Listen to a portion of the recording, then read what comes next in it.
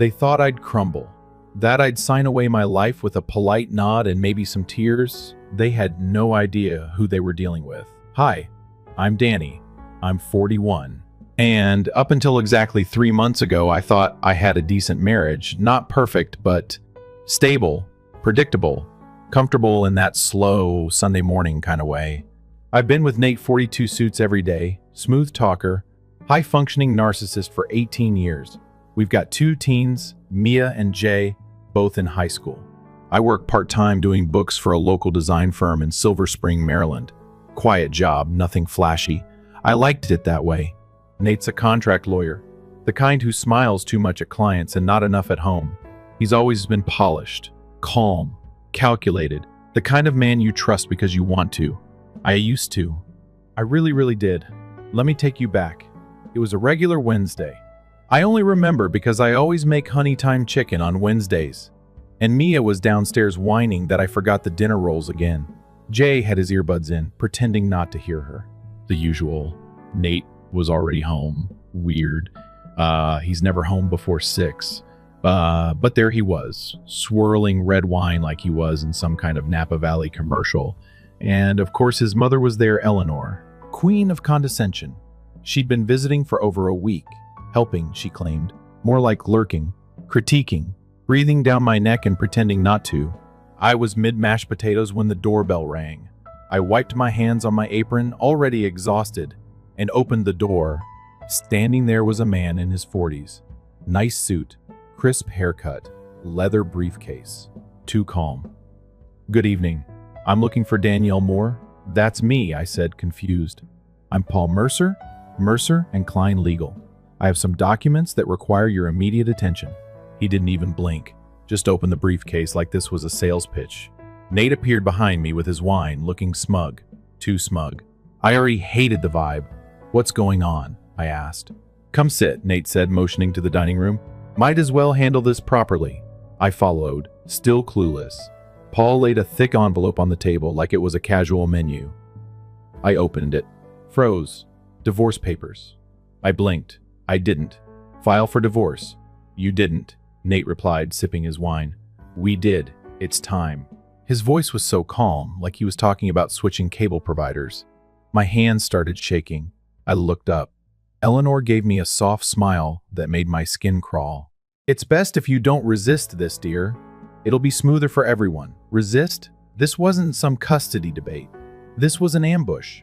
I flipped through the papers. It wasn't just a petition. It was a plan. Custody suggestions, asset division, even a section on my mental instability. He cited the panic attack I had last month. One panic attack. At the grocery store, I told him about it thinking maybe he'd finally ask, "Are you okay?"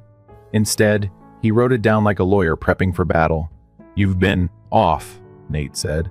The kids are older. You've been distant. I laughed. Distant? I've been making everything work while you play corporate superhero, and your mother critiques my towels.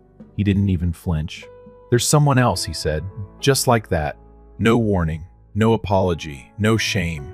I couldn't feel my hands. And she's pregnant, I asked. He didn't answer, just sipped his wine again. Eleanor reached across the table and patted my hand like I was a confused child. You'll find your own path, Danielle. You've had your time. My time? I raised our kids, kept the home running, managed the chaos while he traveled for deals. I was the damn anchor. But sure, my time's up. The papers were dated 2 weeks ago. 2 weeks of pretending. 2 weeks of how was your day. 2 weeks of letting me plan our anniversary dinner. They had plotted this, together. But here's the thing, they underestimated me. I smiled, slowly. The kind of smile that makes people nervous. Because I remembered something they didn't. I excused myself, calm as ever, walked upstairs to our closet, pushed aside an old duffel bag, and reached for the small safe Nate hadn't touched in years. Inside was a black folder, labeled just in case. 6 years ago, Nate left a spreadsheet open on his laptop. Offshore accounts. Sketchy as hell. When I asked, he claimed it was a client thing. But I knew. I just knew. So I printed, copied, logged, quietly. No confrontation, just insurance. And now, I walked back into the dining room. Calm, cool, folder in hand. Dropped it right in front of him. Nate's face went pale. Eleanor narrowed her eyes. What's that? Just something I forgot I had, I said sweetly. Paul, the lawyer, looked confused. I wouldn't rush those signatures, I told him. Unless you're comfortable facilitating tax fraud. Paul blinked. Inside the folder were records of money transfers, shell companies, and undeclared income at least 3 accounts in the Caymans. Paul quietly closed his briefcase. I'll follow up next week. And just like that, he vanished. Now it was the 3 of us. You told me this was clean, Eleanor hissed. She's bluffing, Nate said. I wasn't. Oh, I really wasn't. Nate didn't say a word after Paul left. He just sat there, staring at the folder like it might grow teeth. Eleanor, meanwhile, shifted in her seat. Eyes narrowed, calculating. She was the kind of woman who hated not being the smartest person in the room, and right then she looked like she'd swallowed a lemon whole. I didn't give them the satisfaction of a speech. No dramatic scene, no shouting. I simply picked up the divorce papers they'd so eagerly handed me, flipped to the last page, and slid them back across the table. You'll want to fix those numbers, I said. Unless, of course, you want the IRS to see all of them, too. Nate tried to laugh, but it came out thin. Eleanor reached for her wine like it could save her dignity.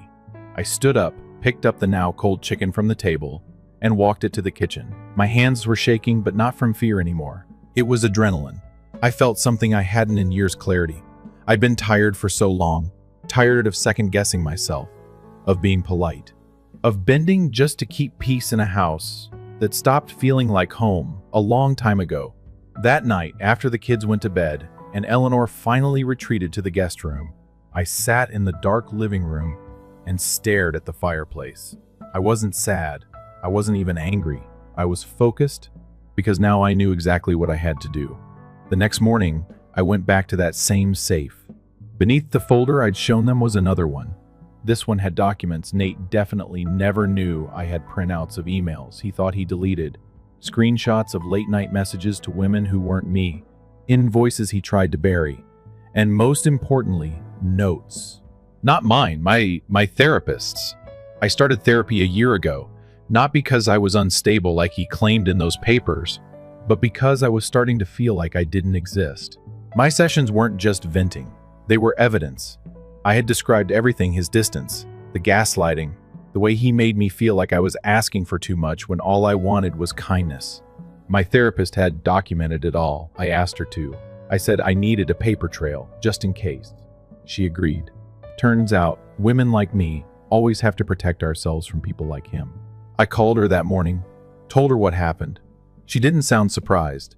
She told me she'd have the notarized copies ready by Friday. That gave me a window. 2 days. 2 days to prepare. And Nate, being Nate, didn't suspect a thing. He'd gone back to acting like nothing happened. Still drinking his overpriced wine. Still sleeping in the guest bedroom like we were just in a little tiff. Still pretending.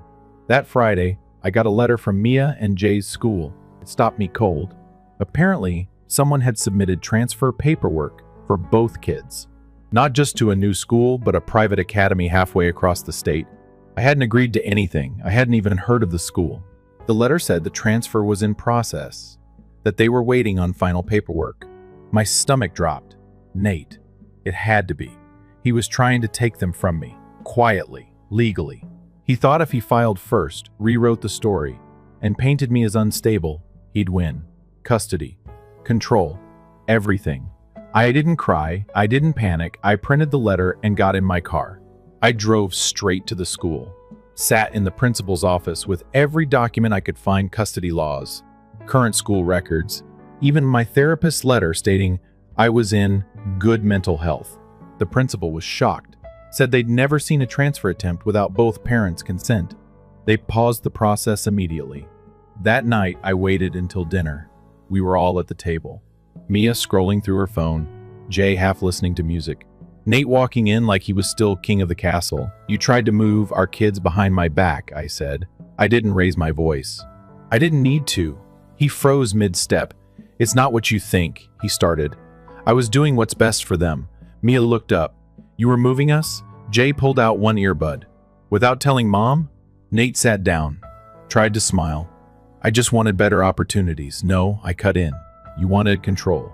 You wanted them away from me before court even started. For once, he had no response.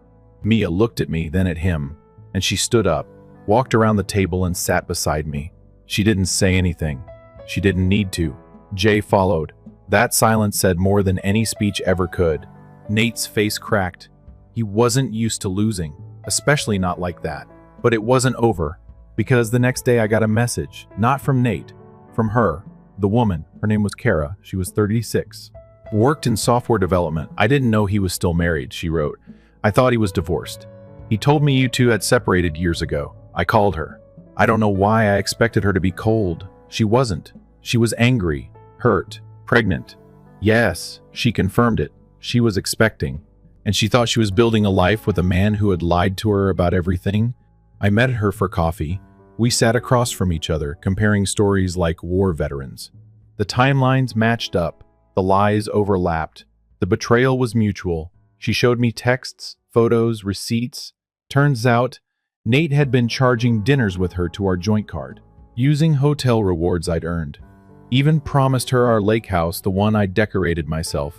Down to the hand-sewn curtains in the guest room. She told me she was keeping the baby, but wanted nothing to do with him. Not after what she found out. I respected her for that. She wasn't the enemy, Nate was. And he wasn't done sinking. Kara wasn't the only one. There were others. I started going through our bank records, his client list, old emails, found patterns, found red flags I'd ignored, messages that went beyond friendly, favor exchanges, legal help for private favors. I dug deeper. Called one of the women he used to work with. She told me she left the firm because of Nate, said he was manipulative, that she'd seen him pressure a client into silence after making a move on her. He thought he was too smart to get caught, but he was arrogant and sloppy. And I had everything I needed. 3 days later, I met with my real lawyer. Not the kind who shows up with a briefcase at dinner, the kind who listens, who builds cases that hold up in court, who told me exactly how deep Nate's mess was and how I could use it. You're holding a house of cards, she said. All we have to do is blow. I smiled, not because I was happy, but because I was finally ready. After meeting with my lawyer, something inside me shifted. Not just relief, but purpose. I wasn't just reacting anymore. I was building, quietly, steadily, in the background, while Nate went on pretending the house wasn't on fire. He was still trying to keep up the illusion of control, probably convincing himself this would blow over, that I'd calm down, come to my senses, maybe even negotiate. What he didn't know was that I'd already stopped playing his game. I was rewriting the rules. The first thing I did was change every password tied to my name bank accounts, utilities, insurance, the kids' school portals. Then I opened a new checking account in just my name. I started funneling what little income I had into it. It wasn't much, but it was clean. It was mine. I also created backups of everything, every document, every email, stored copies on encrypted drives, and sent one to my sister out west, the one Nate never liked. She called me after reading the files and said only one thing: he picked the wrong person to underestimate. I knew she was right, but I also knew he wasn't going to go down quietly. That weekend, Eleanor left, not with a goodbye, not even a note, just vanished. Took a flight back to Florida without saying a word, which honestly was the most peace she'd ever given me. Her absence felt like the house could breathe again, for a moment, because 2 days later I came home from work and found Nate in the living room with flowers. He had cooked dinner, played soft jazz from his old playlist, the same one we used to listen to when we were still pretending to like each other. He smiled, told me he wanted to talk. I didn't sit. I stood in the doorway and asked, "Are we doing this because you're scared or because you think I'm stupid enough to fall for it?" His face faltered for just a second before the performance resumed. "I just think we rushed things. Maybe we could work through it. For the kids," I laughed. Not because it was funny, but because it was so far removed from reality, I couldn't even fake a response. "You tried to take them from me behind my back. You don't get to pull the family card now." He kept trying. Said things like how he missed me, how it was all a mistake, how we both got overwhelmed. The whole thing felt rehearsed, like he'd Googled how to get your wife to forget you're a trash human. But I wasn't looking for apologies. I was collecting patterns. Because if he was going to act like everything was fine, that gave me more time to move in silence. I accepted the flowers, let him serve me dinner, said thank you, even offered a smile, because I needed him calm. I needed him to feel safe. That same night while he was in the shower, I opened his briefcase, just to check. Inside, I found something new.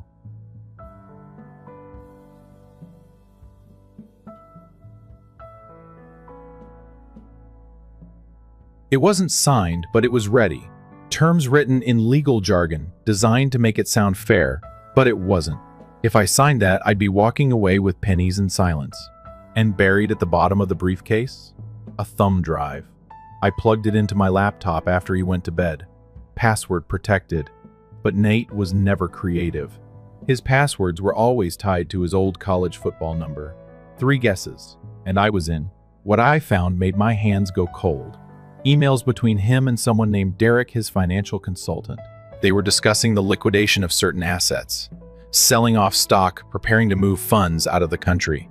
He was trying to move money, fast, before the divorce became official, before I could freeze anything.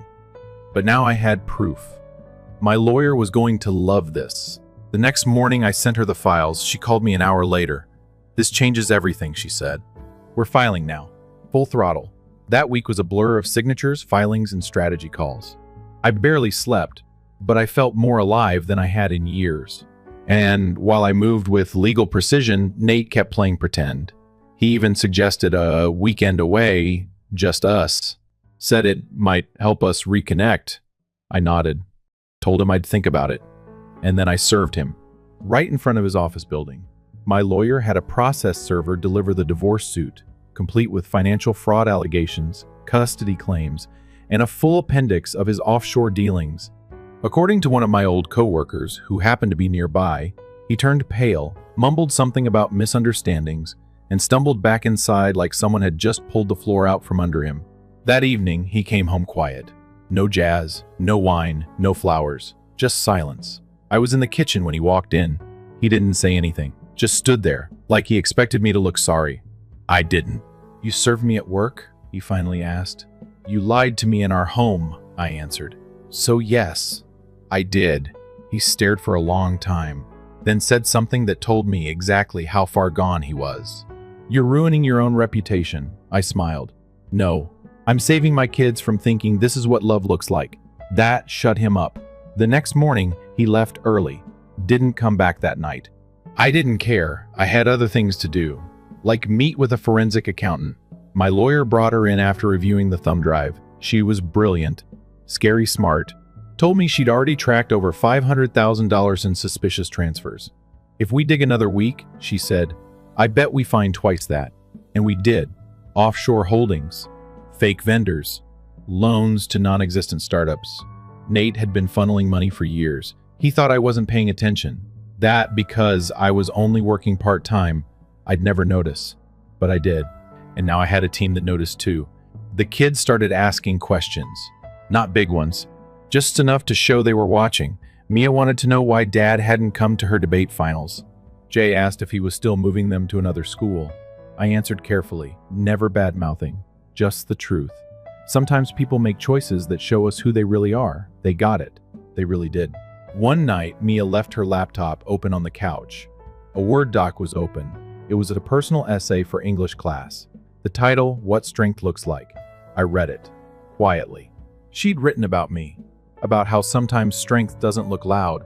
Sometimes it looks like a mom who doesn't break, even when everything is falling apart.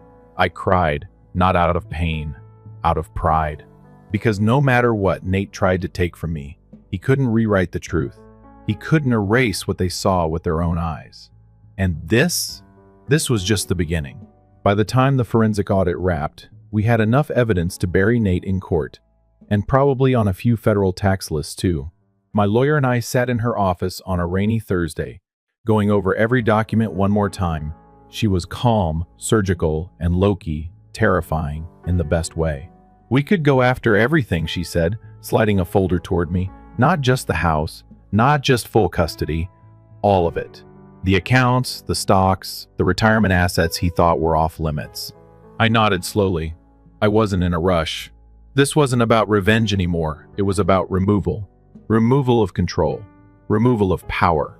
Removal of the man who once looked at me like I was a temporary solution to a problem he hadn't named yet.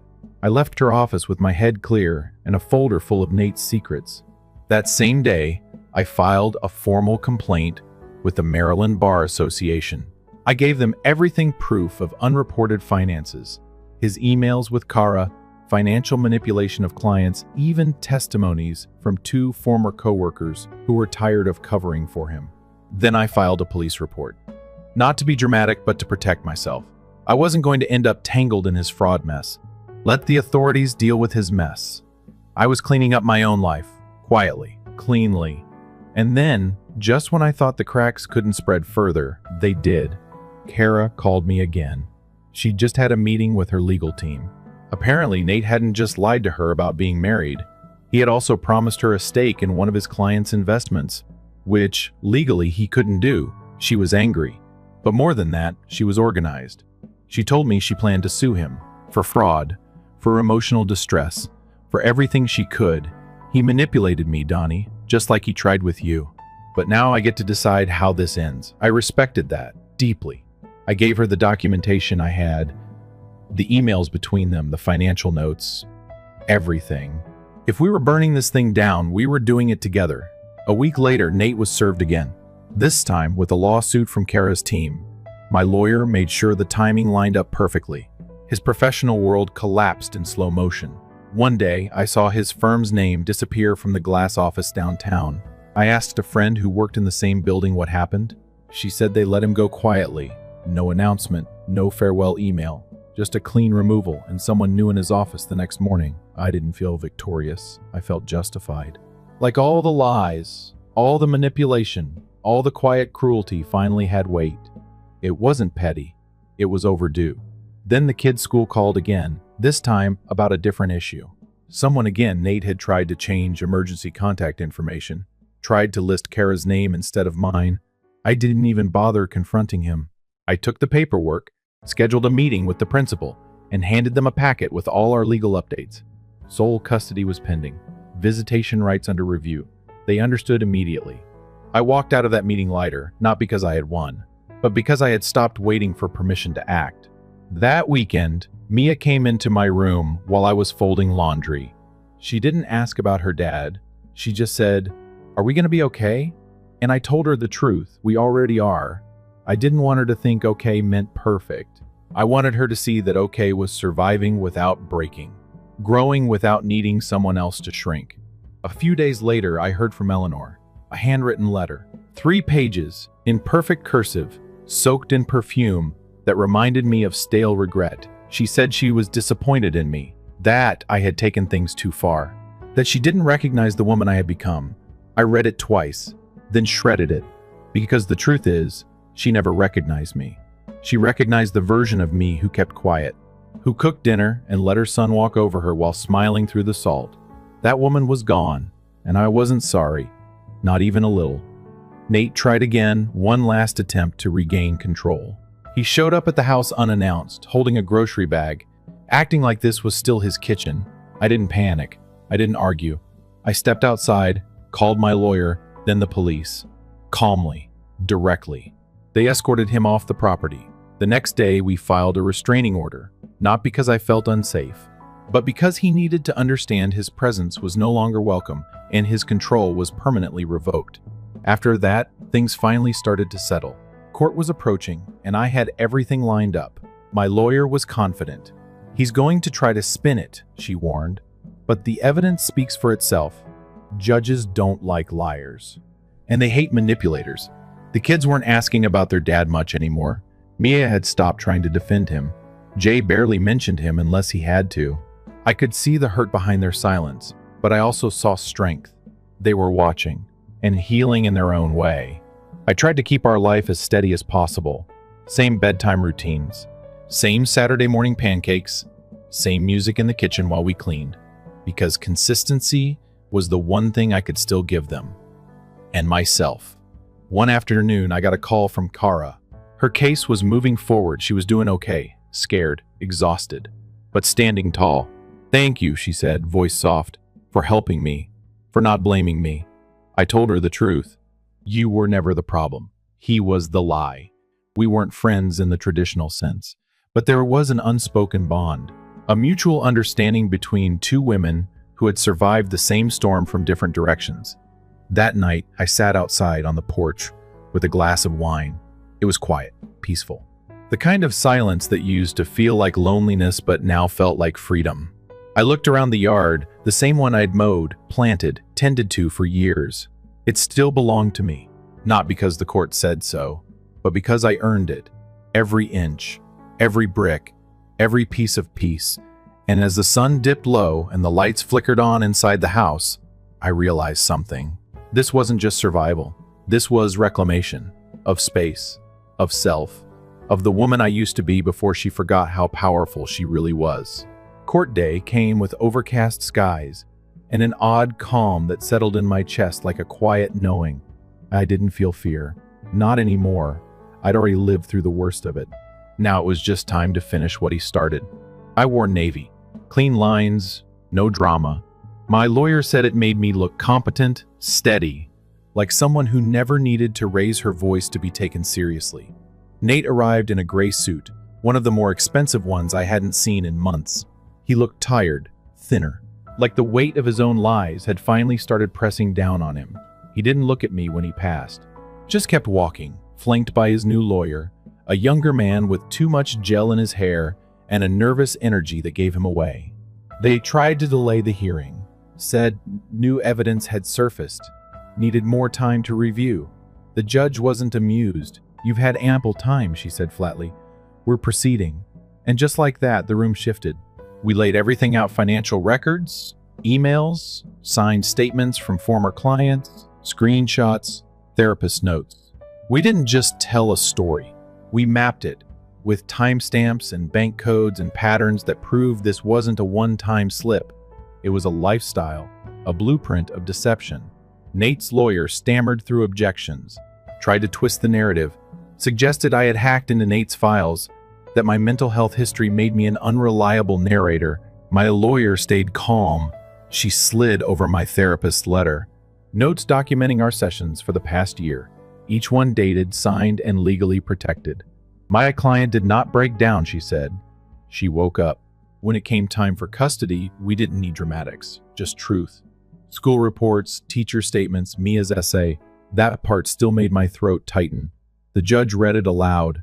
Her voice softened when she reached the line that said, "My mom didn't scream or shatter. She stood." The courtroom was silent. Nate looked away. For the first time, I saw real shame on his face. But it was too late for redemption. His past had caught up, and it brought receipts. Kara's case had been added to the hearing as supplemental evidence. Her lawsuit opened the door to civil damages, which in turn exposed financial misconduct under Nate's legal license. The Bar Association rep sat in the back, taking notes. Every lie, every name drop, every transaction he thought he buried unearthed and displayed like rusted weapons. When court recessed for lunch, I stepped outside and found myself standing under a tree near the parking lot. I wasn't shaking, I wasn't pacing, I was steady. The kind of calm you earn after walking barefoot through fire and coming out with skin intact. My sister called during the break. She'd been following everything, checking updates like it was a courtroom drama. "How are you holding up?" she asked. "Like a damn lighthouse," I said, lit up and not moving. She laughed, and it felt good to hear someone laugh with me again, not at me or around me like I didn't belong. After lunch, things moved quickly. The judge issued a provisional order granting me primary custody. Visitation would be reviewed quarterly. No overnights for now. The house? Mine. The accounts? Frozen until final division. The shell corporations Nate built to hide funds? Flagged. His legal license? Suspended pending investigation. The firm that dropped him weeks ago issued a formal statement of non-involvement. He stood there as the judge read the ruling, jaw clenched, shoulders back, trying to preserve the last fragments of dignity he hadn't sold for power. I didn't gloat. I didn't even look at him. My job wasn't to humiliate him. It was to rebuild what he tried to take from me, and I had done that, quietly, completely. The kids were waiting at home. My best friend had picked them up from school and kept them distracted. When I walked through the door, Mia ran up and hugged me without asking a single question. Jay offered to help with dinner, which in his language meant everything was okay. That night, I didn't talk about court. We watched a movie. I made garlic bread. We laughed. And for the first time in months, I didn't feel like I was surviving. I felt like I was simply living. A few days later, I got a letter from Nate. Not handwritten, typed clean cold. He apologized, sort of. Blamed stress, blamed pressure. Said he didn't know how to be a husband once he started chasing success. Said he never hated me, just forgot how to see me. I read it once, didn't respond. What was there to say to someone who had always needed a mirror more than a partner? I filed it with the rest of the documents, not for sentiment, but for record keeping. Meanwhile, Kara's case continued to gain traction. A few more women came forward, not romantic partners, but clients who had experienced the same manipulation. I offered to testify if needed. She thanked me, but said her lawyer had everything under control. "You gave me the blueprint," she said. "I just needed to believe I could use it." In the weeks that followed, I started to feel myself return. Not the version of me who once smoothed over tension with baked goods and silence, but the one from years ago, the woman who used to write short stories, who stayed up late reading because she couldn't sleep unless her mind wandered first. I picked up a pen again, started journaling, not about him, about me, my life, my hopes, things I'd forgotten to ask myself. One entry started with the sentence, "Today, I didn't flinch when I saw my reflection." And that was enough. Small wins became big ones. I restructured our budget, set up accounts for the kids, updated wills, insurance, every little corner he used to control. The more I did, the more I realized how deep the rot had gone. But I also saw how much strength had grown in its place. One evening, Jay asked if we were going to move. I told him no. "We don't run from what's ours," I said. "We make it new." He nodded, like he understood more than he let on. Maybe he did. Kids always know more than we give them credit for. He helped me repaint the guest room the following weekend. The one Eleanor used to stay in. We picked a soft green. Mia added wall art. The room looked lighter, like the ghost had finally left. And me? I was still standing, not waiting for the next storm, just breathing in the quiet and learning to trust the stillness again. It's strange how silence sounds different once peace finds you. It used to feel like a warning, like waiting for the next shoe to drop. But now it hums softly like something earned. The house doesn't creak the same anymore. Maybe that's just me. Or maybe it's what happens when the weight of pretending lifts off the walls. Spring came faster than expected. One morning I woke up and the trees outside were dusted in green and gold. I opened the windows, let the breeze in. The scent of fresh earth mixed with the smell of coffee. Simple things started to matter again. Folding towels while music played, watching Mia braid her hair before school, listening to Jay hum while he watered the plants I used to forget.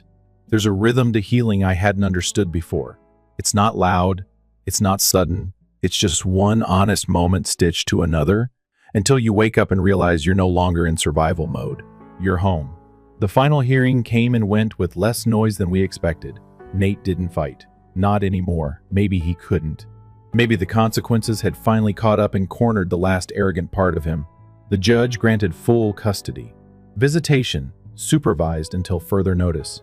The house, the retirement accounts, the seized offshore holdings all legally split but balanced in a way that protected the kids and punished the deception. My lawyer called it a win. I called it fair. Afterwards, Nate asked for a private meeting. In the hallway outside the courtroom, he looked smaller. Not just physically, but like a man who finally realized he'd been playing chess without knowing the rules. He apologized again, a little more real this time, said he didn't think it would end like this. I told him, that's the thing about betrayal. It always ends exactly the way you thought it wouldn't. He asked if we could start fresh someday for the kids. I told him we wouldn't be starting anything again. That bridge wasn't just burned. It had been detonated and buried. I wished him peace. That was all. Then I walked away.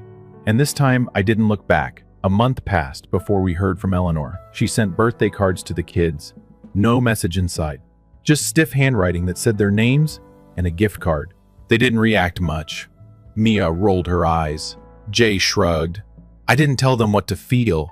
I just let the silence speak for itself. We celebrated differently that year. No big parties. No loud announcements.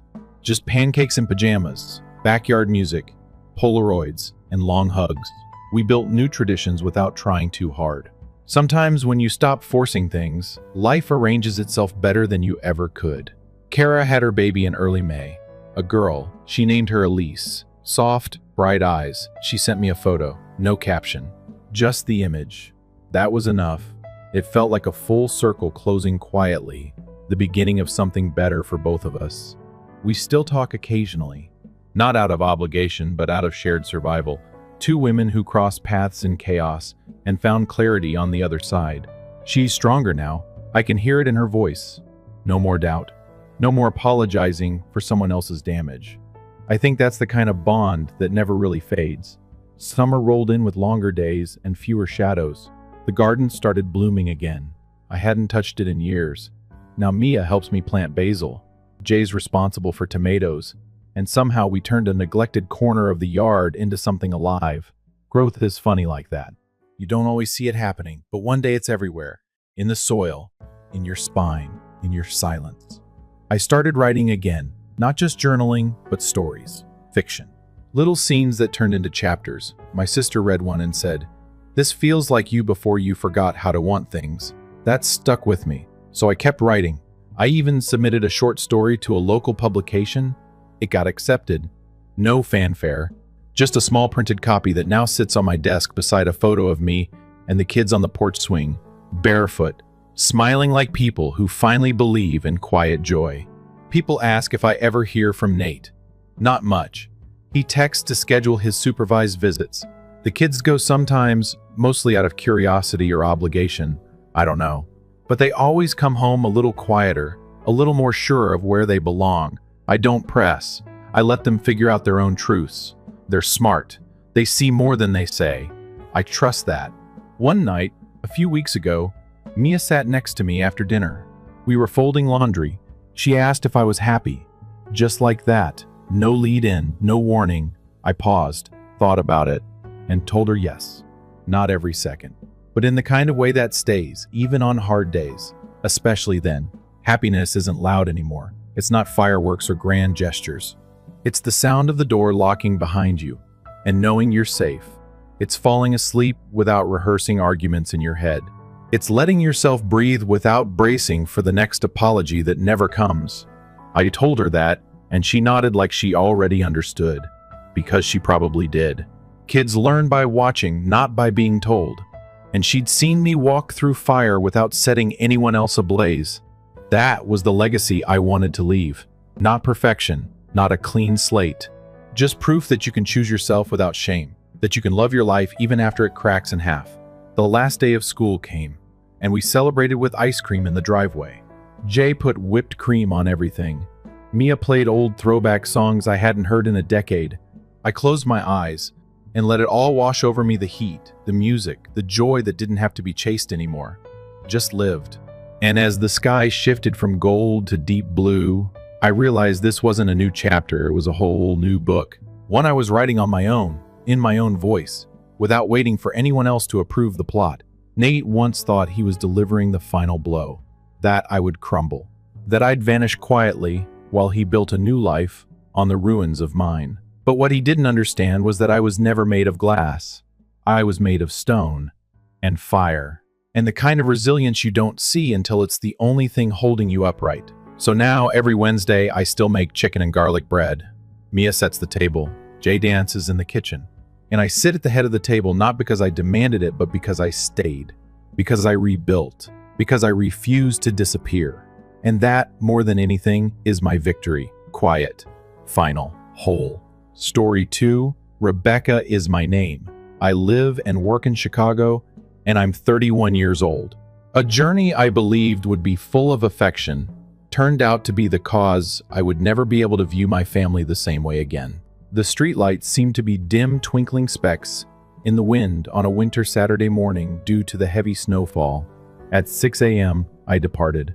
My family was hosting an engagement party for my sister, Caroline, in a small Vermont hamlet after more than 8 hours of driving on treacherous roads. There was a neatly wrapped wedding cake box in the passenger seat, hidden away like a delicious secret. It was a 2-tiered red velvet cake with sugar flowers and cream cheese icing. It was previously described by Caroline as my high school fantasy.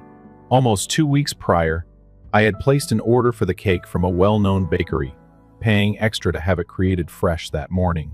I traded comfort for my sister's grin because I loved her, not because I had time to spare. I changed into heels in a toilet at a gas station while wearing a tight black dress and a beige coat. In the process, I'm doing this for Caroline because she's worth it, I reminded myself each time I glanced in the mirror. I was almost out of breath as my car pulled into the driveway of the estate where the party was being held.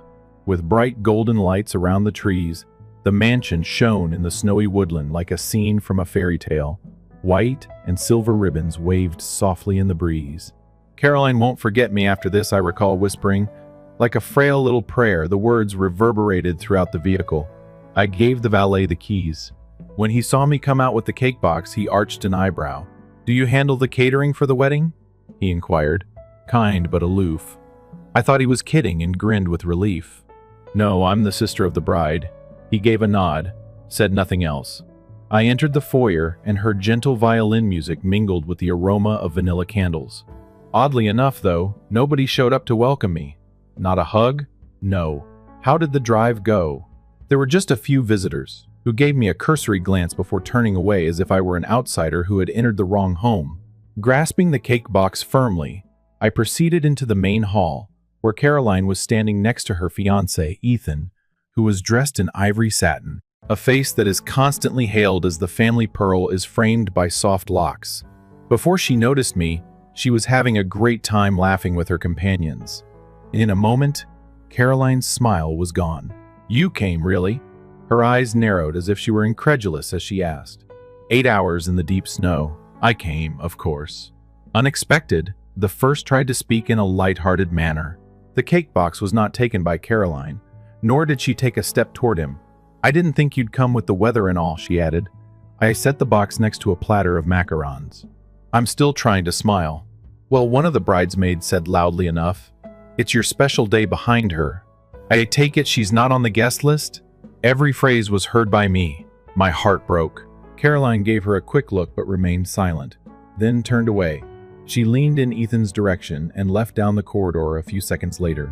There, amid the strangers, I stood in my wet cloak. People walked by me as if I were an odd ornament. I recognized then that I wasn't a surprise visitor. I was a name that had been crossed out for a very long time.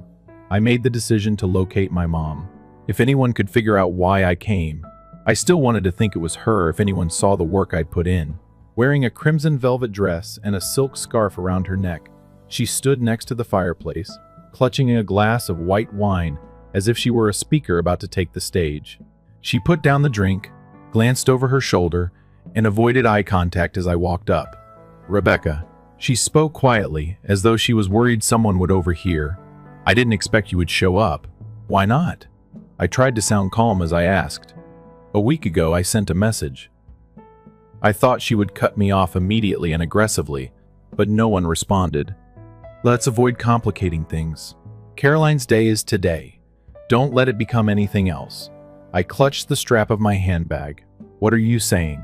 She let out a sigh, turned to face me, and smiled slightly and courteously.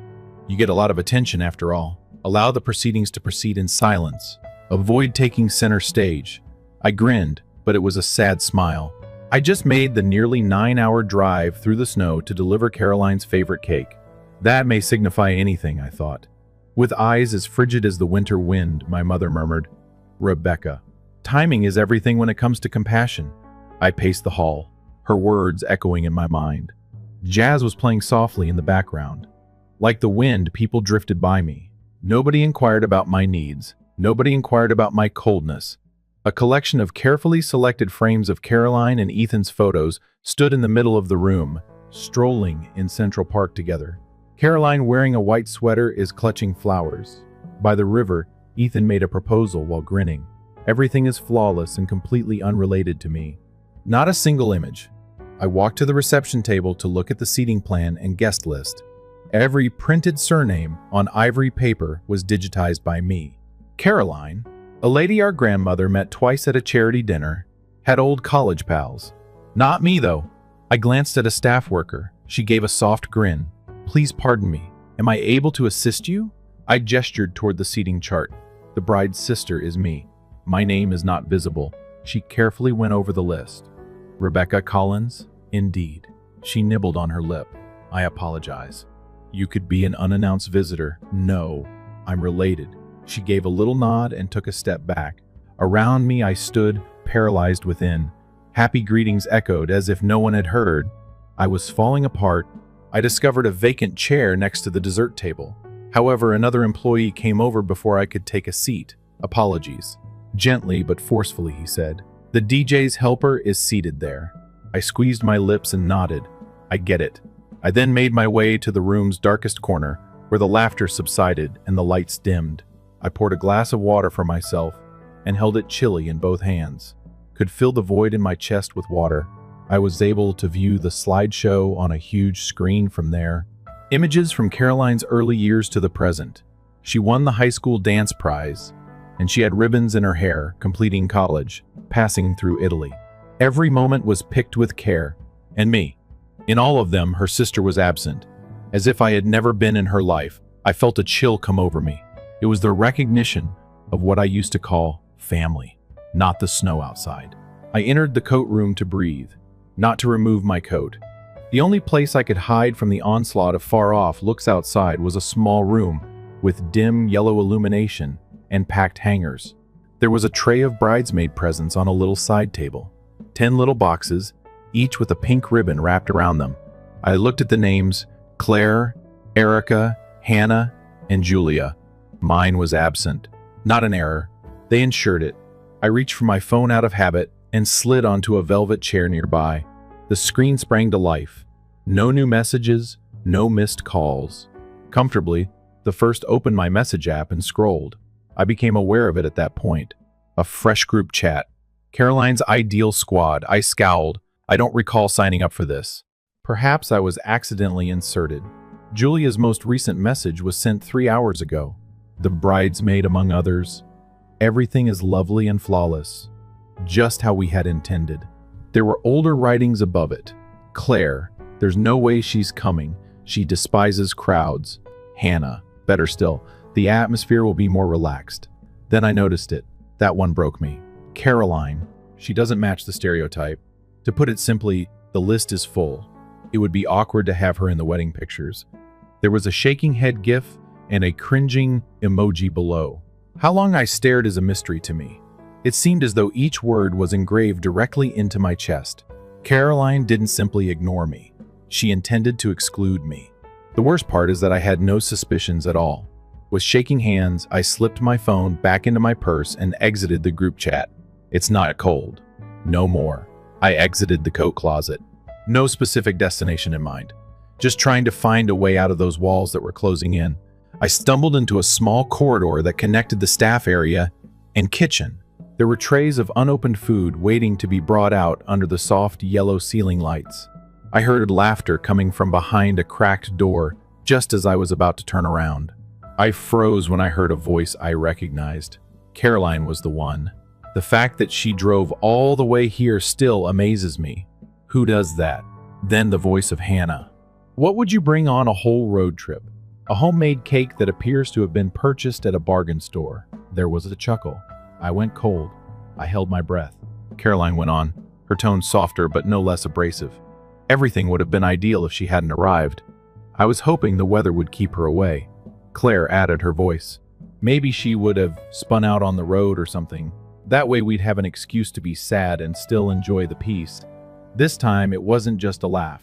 It was an eruption of laughter, light, ruthless, and all too familiar. The kind of laughter I'd heard my entire childhood. Only back then, I didn't know who it was aimed at. Now I did. I stepped back, my hand reaching for the wall to steady myself. The floor felt like it tilted, not because I lost my balance, but because the whole world had just collapsed. None of them thought I could hear. And that's what hurt the most. Because what people say behind your back, that's what they really mean. And the truth was, I had never been wanted here. I turned away. I didn't know where I was going, but for the first time, I knew this much I wasn't mistaken. I wouldn't excuse them anymore. Through blind hope, I had heard everything.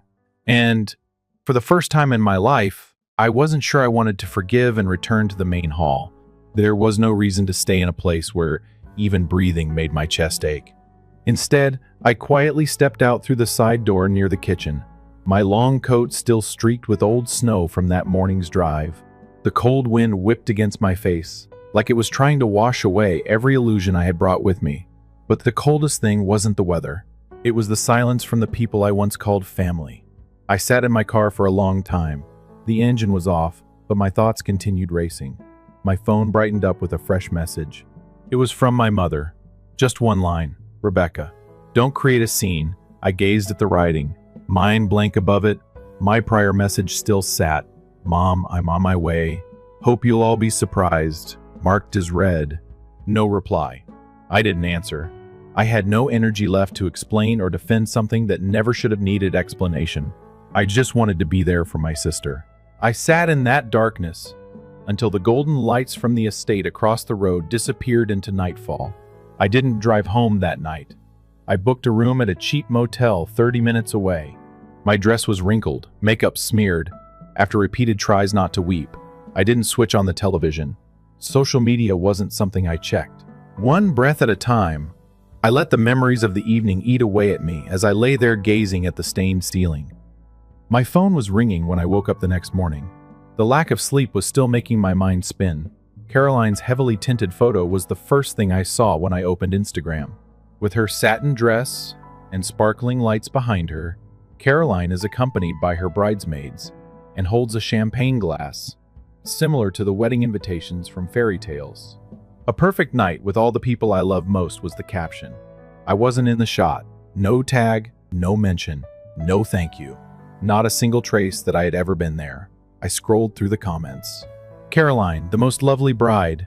Everything looks wonderful. Wish I'd been invited. No one asked about me. No one questioned about the wedding cake. About the individual who drove over 400 miles to show up, then fled without a trace. The following communication came from my cousin Julia. I hope you realize that last night wasn't easy, Rebecca. Asking for attention was not appropriate at that party. Then, in the family group chat, my mother sent me another SMS family unit. Collins, she's going through a difficult time. Let's wait. Avoid stoking the flames. I read it again, as though it took many readings for my brain to completely comprehend a difficult passage. The tale was being rewritten. Rebecca in a different form. Deranged. Disturbing. It's embarrassing. What I had heard behind that kitchen door went unspoken. Nobody questioned me about my silent departure. Nobody inquired about my well-being. An old friend's note, a person I hadn't spoken to in over 3 years, arrived for the engagement celebration, became uncomfortable. Caroline claimed that after making a disturbance, you vanished. Are you all okay? I realized I hadn't just been removed from the guest list, so I didn't respond. Like I had never been the major character in anyone's recollection, only an extra readily excised to maintain the ideal image, I had been removed from the story as if my existence had been a glitch that needed to be fixed. My laptop opened, and I made a new folder called The Truth in It. I took pictures of yesterday's snow-covered driveway, the wedding cake receipt, and the unopened cake box on the kitchen counter. Although I wasn't really sure why, I took screenshots of Caroline and her friends' group chat. However, if someone ever inquires, was it truly so awful? Yes, is what I want to be able to say. They will never tell you these things. I may get kicked out of the party. I may be cropped out of the pictures. However, I refuse to allow them to continue using quiet to define me. I stayed in my tiny apartment in Chicago all afternoon on Sunday.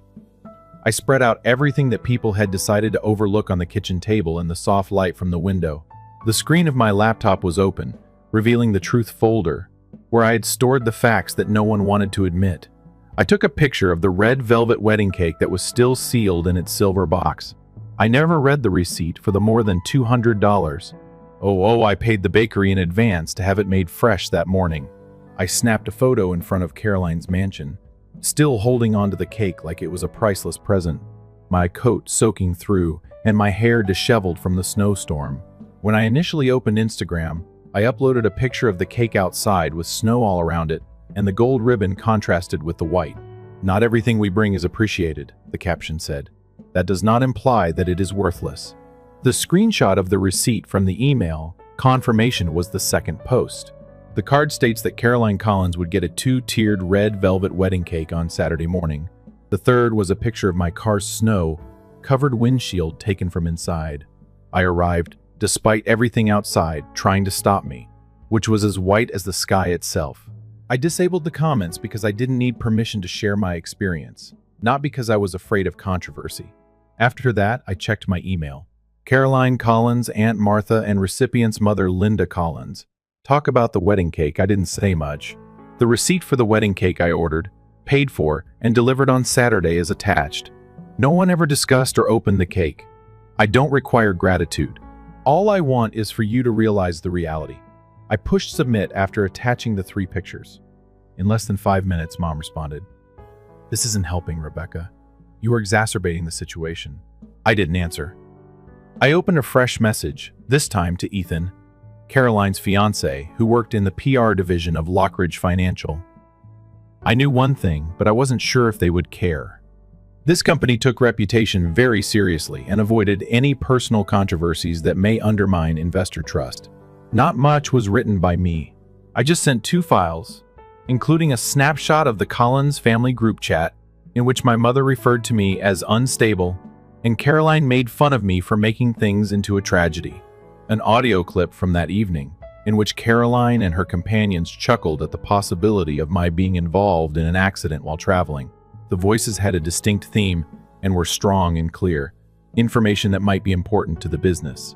Picture. No caption. No justification. I let them make the decision. Upon finishing, I shut down my laptop and fetched myself a drink of water, my hands still shaking, not because I was afraid of their reaction, but because it was my first time. I resisted. No shouting, no begging to be allowed in. Simply exposing the facts to see whether they would continue to act as though they were unaware. After several hours, my phone began to vibrate. A call from an unidentified number. This is Lindsay from Lockridge PR, Rebecca. I appreciate you providing the information. We are examining the material and will act in accordance with corporate guidelines. The fact that they answered in a way that my own family hadn't told me was enough to let me know what was going to happen next. They were unable to bury it this time. Caroline shared a little video clip of flickering candles with lettering across the screen on her Instagram account that evening. Someone will always find it unbearable to witness your happiness. No tags, no name. However, everyone was aware of the subject. I simply closed my phone and grinned. Since they had written the play this time and I had merely pushed back the curtain to let the audience view backstage, I didn't need to respond verbally. Monica, an old childhood friend who lived close to Caroline, texted me on Wednesday morning as I was brewing coffee. Have you listened to the family get together? The dinner was canceled. Ethan stated that he must reconsider everything. In the kitchen, I remained still. The tremble in my wrist was too strong for the coffee scent to mask. I was not happy. I was not offended. I simply had the impression that the correct door had finally been knocked on by the truth. Everything went according to plan for the weekend brunch at Aunt Martha's place. A small meeting to settle the dispute. Just as Mom said, reluctantly I accepted the invitation. Similar to a side dish. Only because it was already on the hotel's menu did people serve. My tardiness was 10 minutes. I would remain silent not because of traffic, but because I wanted to see everyone's faces as soon as I entered to see who was praying and who was waiting for me to speak. Wearing a cream knit dress and little makeup, Caroline sat in the middle of the long table, but it was hard to conceal the weariness beneath her mascara. There was no Ethan. Martha breathed a sigh of relief as Mom smiled stiffly. I took my designated seat at the far end of the table, next to a vase of white tulips, and nodded solemnly. As usual, Caroline was the first to speak, her voice soft and somewhat reflective. It has been an emotional trip over the last week. I believe we've all witnessed the true power of family. All around the table, heads nodded. Everyone understood who she was referring to. After putting down my water glass and using a napkin to clean the rim, I looked up. I hesitated, but I wanted to say a few things to Caroline. It's not just 1 minute today, Rebecca. Calm but forceful, I said. I pulled out my phone and pressed play on the stored audio clip. Caroline's smooth yet icy voice echoed. She doesn't match the stereotype. To put it simply, the list is full. It would be difficult to have her in the wedding pictures. Then there was laughter, and then Julia's voice. On the road, she may spin out. In this manner, we would both have a cause for sadness and peace. Although the room was filled, there was no sound at all. Through the little speaker, just their own words were audible. Every sentence functions as a verdict. Caroline's face became white. My mother lost her temper and put down her glass. Aunt Martha put her hand over her lips. No more nods. After 10 seconds, I ended the recording. Enough. I heard that at Caroline's engagement celebration, my voice was strangely steady as I spoke.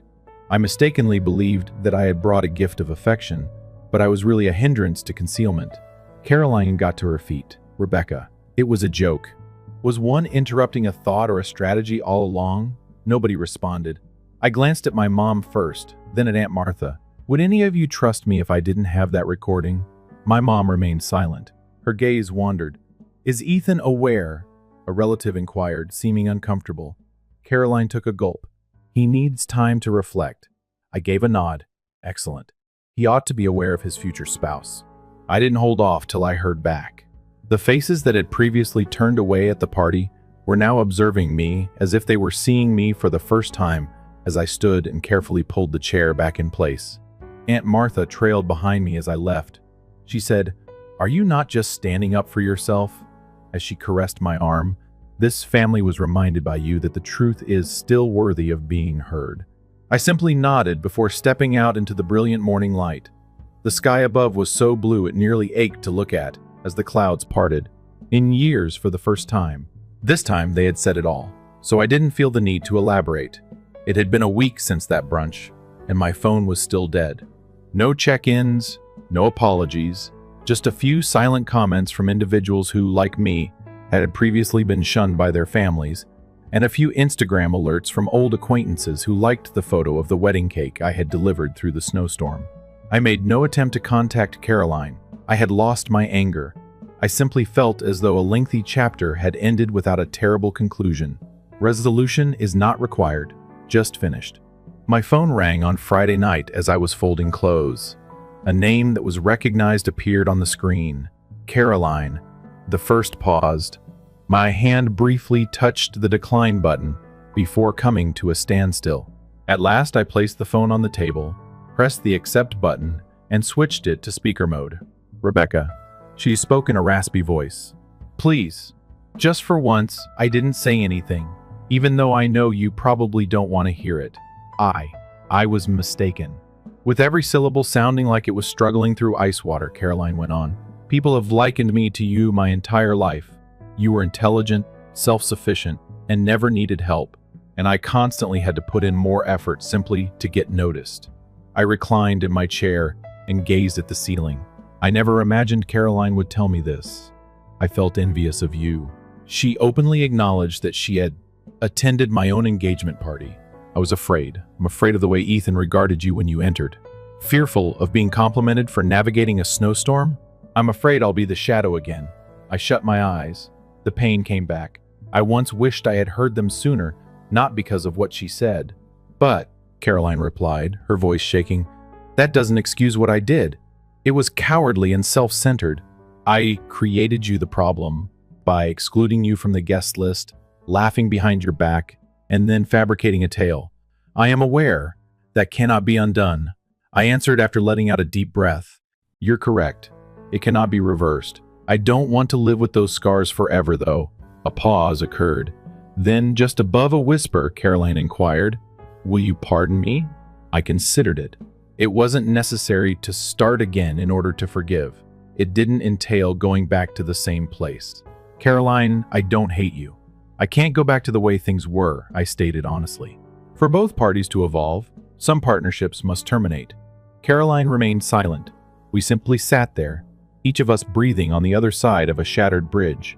Then she bid farewell, nor dramatic, nor crying. Just a timely and satisfactory conclusion. The next day, I visited the neighborhood bakery where I had placed my order for the red velvet cake. When I walked in, the store owner recognized me and grinned. This time, what will it be? She inquired. I gave a soft grin. Only a little cake. Icing that is vanilla. Straightforward design. Not a message. Simply kind and truthful. I set the cake in the middle of my kitchen table that night and lighted a tiny candle, not on her birthday, for an anniversary, no, or just to commemorate a time when I put myself before attempting to win over others. I sliced a piece of cake, poured a cup of hot tea, and sat by the window with my hand in my hand while I watched the gentle snow fall outside. Was there a draft on my phone already? I was finally prepared to publish the last message to anybody who has ever felt like the extra in their own family's narrative after making innumerable modifications. You're not incorrect. You're not overly delicate. You're only being honest. And I've never had to apologize for that. I once went through a snowstorm to give it my all, but I came away empty-handed. But now that I understand that family isn't formed by blood, I'm not regretful. Mutual choice is the foundation of it. And I've chosen myself at last. I clicked post. Just relief, no dread, no waiting. Like dropping a burden I'd been carrying for too long. I got out of bed earlier than normal the following morning. Not because I'm nervous, not because of residual melancholy. Simply because there was nothing left to conceal. I was surprised by how softly the winter light crept through the drapes. Still holding to the street, I stood at the kitchen window, making coffee, and gazed out at the thin layer of ice. Not much of what Caroline had said the previous evening was on my mind. I no longer had to carry it about like a wound in my mind. Not because I forgot. In years, for the first time, I had the impression that my thinking could expand. Melissa, a former coworker, sent me a message a few hours later. Your post was read by me. My cousin and I experienced a similar situation. I appreciate you stating what I was unable to. Then another from a college acquaintance. You're not by yourself. It's not always safer to be with family. Messages from folks who had previously been silent when I needed to be seen flooded my email throughout the morning. Right now. In some way, my voice had made others feel heard when I stopped waiting for acceptance. It was not what I had anticipated, that so many people could hear my tale, which at one point seemed insignificant and out of place. And I came to see that tranquility isn't always achieved by quiet. It's silent. Erasure. Mom's and Caroline's quiet. From others who turned away when they noticed me sitting alone myself at that gathering. It wasn't because they were unaware of what was going on. It was as a result of their decision to ignore me, since I caused them discomfort because I didn't match the story they were trying to tell. I had also been quiet for too long. I feared that if I raised my voice, I would be perceived as the one who caused difficulty, the overly sentimental daughter, and the one who spoiled the atmosphere. In actuality, though, so-called serenity was never intended for me. As soon as I finished speaking, I pushed post, listened to the audio, and sent the email. I stopped being the victim in other people's stories at that point. It was me that wrote it over. Being honest does not make you a horrible person. It releases you. Not everybody will comprehend. Not everybody will cheer. I was secretly unfollowed by certain family members. Didn't send a message. Didn't give a call. I didn't need them to, though, for the first time in my life. I knew I wasn't incorrect and didn't need anyone to tell me so. I went to the bakery that afternoon to express my gratitude to the proprietor for her unobtrusive compassion, rather than to purchase another cake. She didn't ask questions and just smiled when my own family couldn't.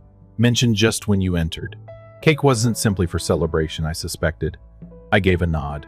On the walk home, it was the final present I gave to a door that had already closed. The snow began to fall softly and gently.